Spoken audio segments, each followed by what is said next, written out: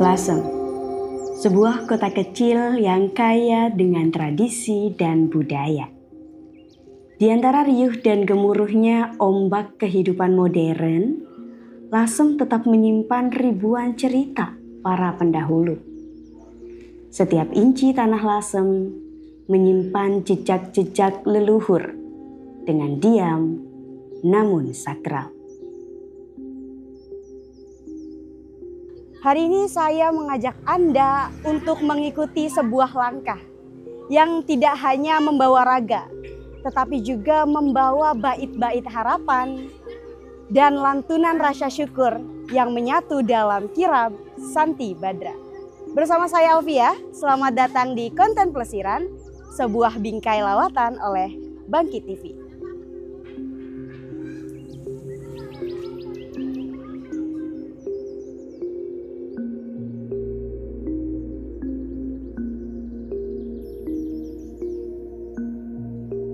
Kirab Santi Badra itu gini, jadi ini kirab yang sangat luar biasa dan dalam sejarah Lasem menjadi patokan-patokan kirab yang sangat mengangkat tentang sejarah-sejarah yang luar biasa sejak dahulu kala sampai sekarang, yang kebetulan Lasem sendiri memang belum begitu dikenal titik-titik peradaban, titik-titik waktu dan lain sebagainya di kalangan luar. Pelaksanaan gelar budaya Santi Badra yang pertama itu bisa kita lihat bagaimana bentuk kerukunan masyarakat Ngasinan, Desa Warugunung, Kecamatan Pancur, dengan masyarakat Telueng, Desa Sendang Coyo, Kecamatan Lasem. Dua dukuh yang berbeda desa, berbeda kecamatan, tetapi mereka bisa kita satukan dalam satu kawasan budaya, di mana tempat ini, tempat punden tapaan Empu Santi Badra, menjadi magnet untuk menyatukan masyarakat.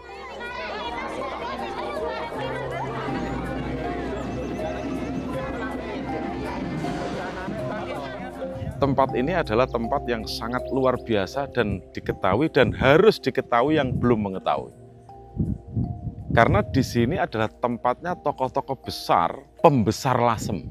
Tokoh-tokoh besar, pembesar Lasem.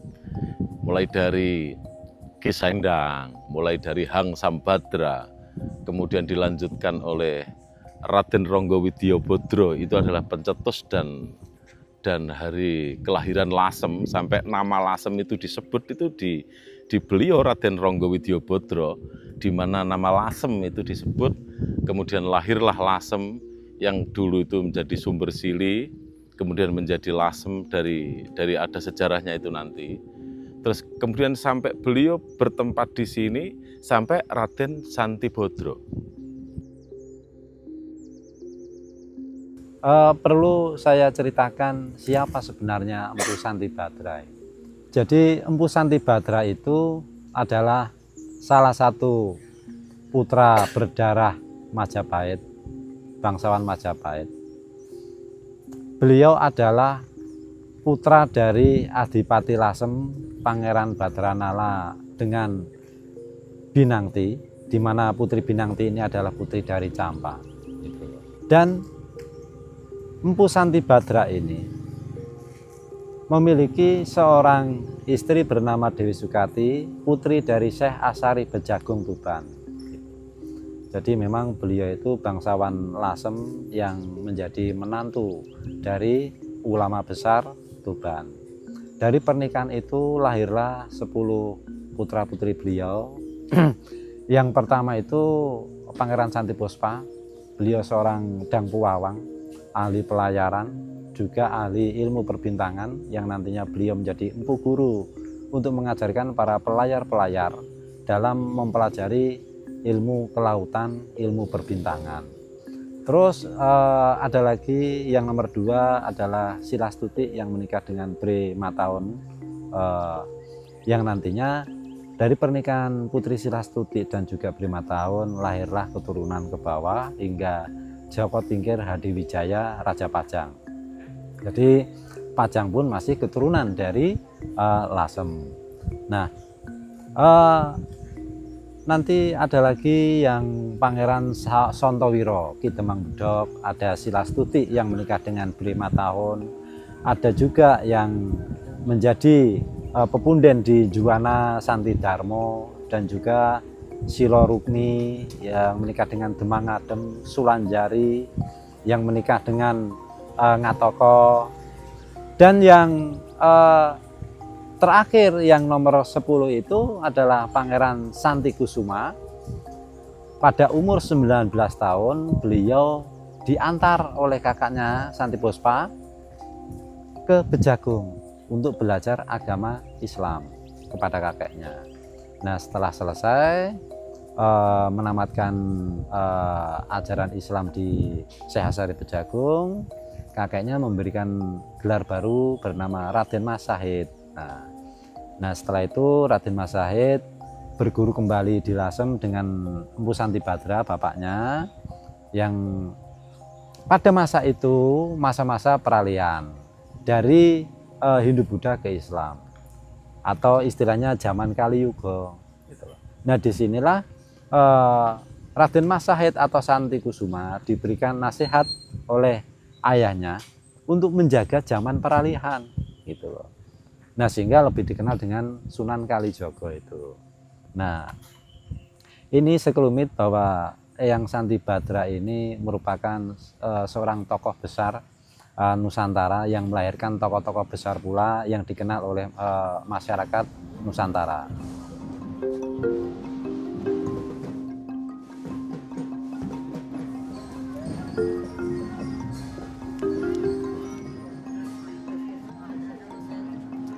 Bagi warga Lasem, terutama warga Dukuh, Lueng, dan Ngasinan, kirap ini bukan hanya sekedar perayaan atau ritual. Kirap ini adalah bahasa mereka untuk mengabadikan sebuah perayaan, sebuah tradisi budaya.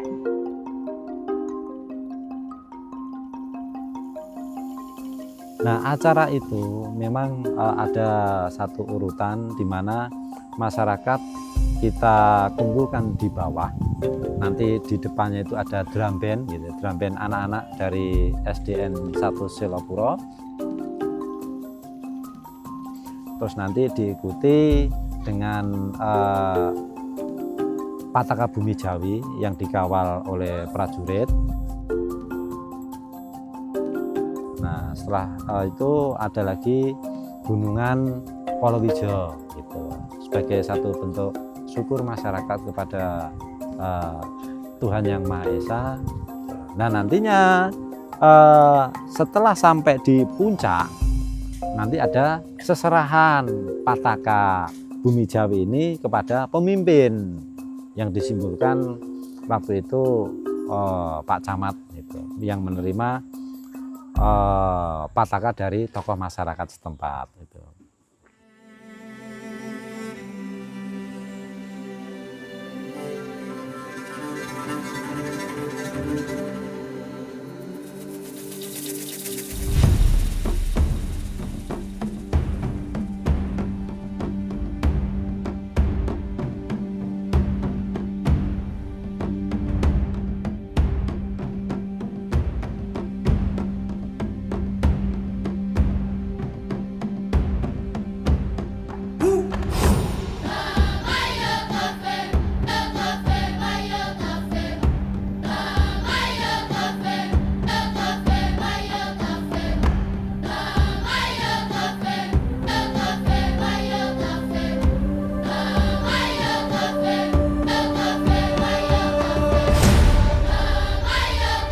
Sabdaku marang sira kabeh. Sepisan sira kabeh kudu tansah eling lan bekti marang Gusti Kang Maha Welas lan Asih. Pindho, sira kabeh tansah urip rukun marang keluarga, sedulur lan tangga teparuh. 3, sira kabeh tansah njaga lan nglumat bumi pertiwi, urip bisa urip tentrem kerta raharja.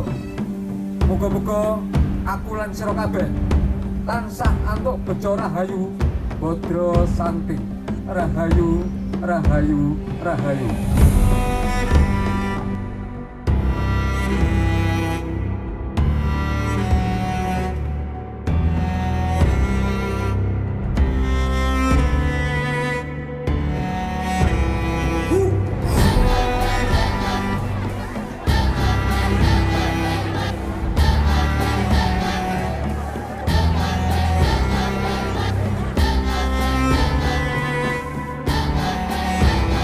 Rahayu, saya Suucung atau bisa dikenal juga dengan nama Ki Panunggal Rasa. Sekarang saya lagi ada di Bumi Lasem. Saya dari Jakarta, pagi-pagi subuh-subuh nyampe di Bumi Lasem. Yang pasti keren abis, ya mengharukan juga, bangga sekali, terus juga ya seneng lah campur aduk nano-nano.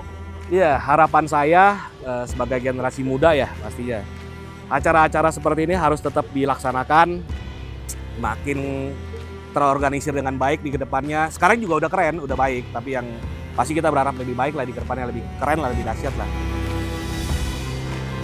Kebetulan banget ini pengalaman pertama aku untuk nonton Siangkap ini langsung di Kecamatan Pancul. Setelah menonton aku merasa kayak wah ternyata ada bagian yang masyarakat yang masih saling peduli dan saling mengenal dan terus melestarikan kebudayaan yang dimilikinya. Terus penuh masyarakat di sini juga langsung gotong royong, banyak dari anak-anak yang juga terlibat juga di aktif acara kegiatan ini.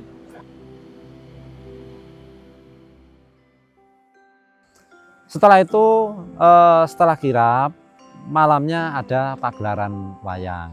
Nah, pagelaran wayang semalam suntuk yang dihadiri oleh kebanyakan masyarakat Lasem.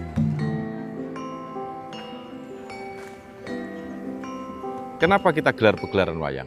Pagelaran wayang ini sebagai sarana untuk mengangkat betapa kita itu sebenarnya punya tanggalan, namanya tanggalan Wuning.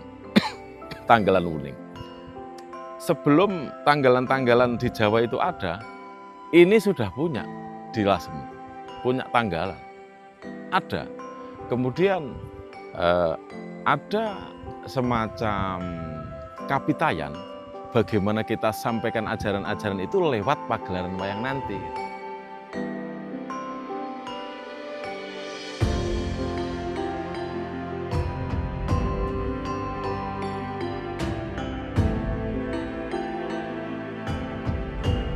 Itu nanti permintaan dari beliau, panitia sama semuanya, itu nanti mengambil lakon sesaji Raja Suya.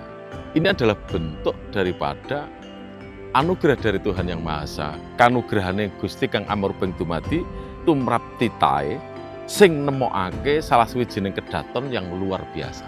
Kerajaan yang luar biasa.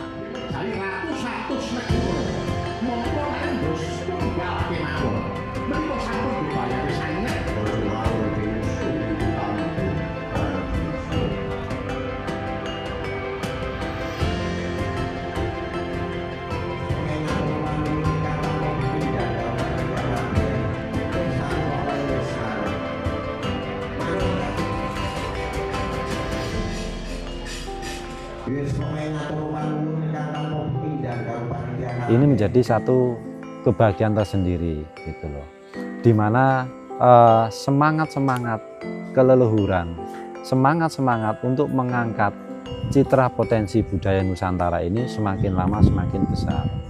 Dan saya berharap lagi bahwa event-event gelar budaya Santi Badra ini ke depan bisa bermanfaat bagi masyarakat, bisa mengangkat citra desa, citra wilayah, dan juga mengangkat perekonomian masyarakat sekitar sini. Kami pun berharap bahwa event gelar budaya Santi Badra ini bisa menjadi event tahunan Kabupaten Rembang dan bisa menjadi salah satu potensi daya tarik wisata gitu.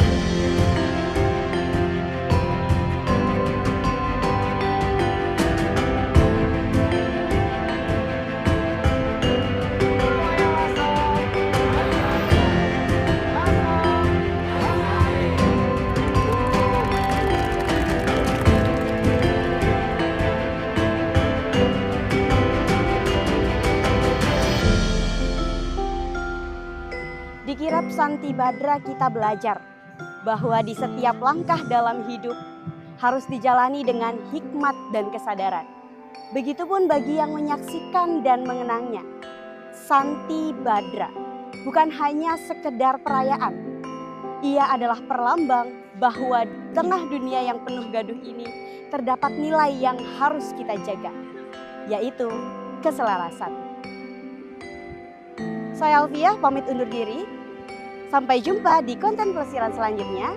Hanya di Plesiran, sebuah bingkai lawatan oleh Bang Kikit.